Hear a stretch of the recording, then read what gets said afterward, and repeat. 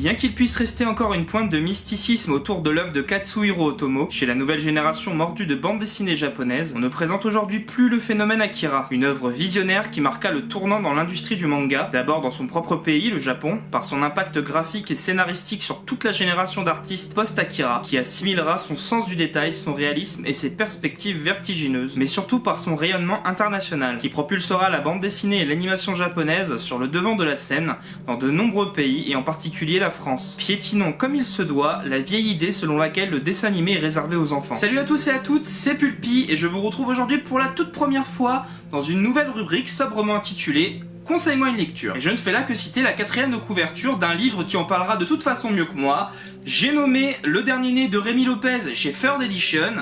Le choc Akira, une révolution du manga. Et on ne peut pas dire que l'auteur en soit à son coup d'essai chez Third Edition, tout simplement parce qu'il a déjà signé la légende Final Fantasy 8 et 12, qui viennent très bien compléter une collection qui me fait de l'œil depuis bien trop longtemps, mais également la légende Chrono Tiger, ou encore les 2 tomes de Persona derrière le masque, qui est sûrement actuellement la collection qui me fait le plus de l'œil chez Third Edition. Et aussi dans un registre plus proche du sujet du jour, on lui doit également Cowboy Bebop Deep Space Blues. Et je me dois de faire un tout petit aparté parce que ça m'a sauté aux yeux en lisant un petit peu les parutions de l'auteur, mais Rémi Lopez, il a également officié chez Gameplay RPG et chez Role Playing Game. Role Playing Game qui est sûrement le magazine mensuel dont j'ai été abonné le plus longtemps dans ma vie, et qui m'a surtout aidé à tapisser absolument de posters tous les murs de ma chambre à l'époque quand j'ai commencé YouTube. Et du coup j'avais envie de glisser cette petite anecdote parce que ça m'a fait bien plaisir de lire ça. Alors pour en revenir au bouquin en lui-même, pour ceux qui ne sont pas encore habitués aux parutions de chez Third et qui sont en fait enclins plutôt à chercher un bouquin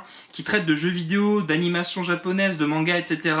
qui soit bourré d'artwork et où il y a plus d'images que de texte, c'est pas du tout ce que propose Third Edition et c'est pas le cas du choc d'Akira. On est sur un bouquin de 192 pages, d'ailleurs il n'y a pas du tout de dessin, etc. On est sur du texte, mais je peux déjà confirmer que ça se lit extrêmement bien, et c'est surtout l'angle d'attaque de son sujet qui est très intéressant. Parce qu'au final cet ouvrage n'est pas là pour nous conter l'histoire d'Akira, mais bien l'impact qu'il a eu sur la culture de son époque et surtout sur la culture actuelle, sa postérité, mais aussi surtout les inspirations qui ont conduit à en faire une œuvre aussi culte et aussi personnelle pour son auteur. Selon les chapitres, qui sont d'ailleurs très bien découpés, il y a des choses qui seront totalement abordables à découvrir pour quelqu'un qui n'a jamais vu Akira. Mais honnêtement, dès l'intro, le livre cale des noms que vous ne connaîtriez pas si vous n'avez pas vu l'œuvre. Donc personnellement, je vous recommande quand même de le regarder avant d'attaquer le bouquin. Ce qui m'a beaucoup plu au fil des chapitres, c'est cette façon de déconstruire et d'éplucher chaque petite facette qui aide à la compréhension de l'œuvre. La biographie et le parcours de l'auteur, la gestation de l'œuvre en elle-même,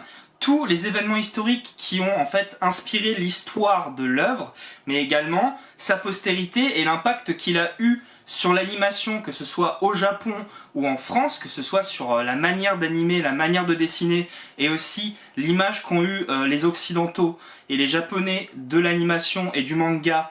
un peu partout dans le monde, et l'apparition de son aura de façon violente sur la culture populaire encore aujourd'hui. Pour au final, à la fin du bouquin, revenir sur la compréhension globale de l'œuvre en elle-même, une fois toutes ces serrures ouvertes. Donc définitivement, Le Choc Akira, une révolution du manga est un livre que j'ai adoré dévorer et que je vous recommande, que vous soyez un fan absolu ou tout simplement que vous cherchiez une petite bible de chevet pour votre toute première découverte de l'anime. Ça se lit très bien, c'est extrêmement complet, et ça se ressent que c'est une vraie lettre d'amour à cette œuvre que l'auteur a l'air de beaucoup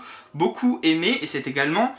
une œuvre qui montre bien l'impact et tout ce qu'a changé en fait Akira dans l'industrie de l'animation. Le livre est disponible à peu près pour une vingtaine d'euros, normalement dans toutes vos bonnes librairies, à la Fnac, etc. et surtout sur le site internet de Third Edition. Et si je ne dis pas de bêtises, pour quelques euros de plus, il y a encore de disponibles des éditions First Print de toute beauté. D'ailleurs c'est monnaie courante chez Third Edition de faire des First Print Edition de toute beauté, on avait déjà vu ça avec Berserk. Et en tout cas on est sur une sortie livre de fin d'année 2019 que la rédaction d'Otakonseil vous recommande chaudement.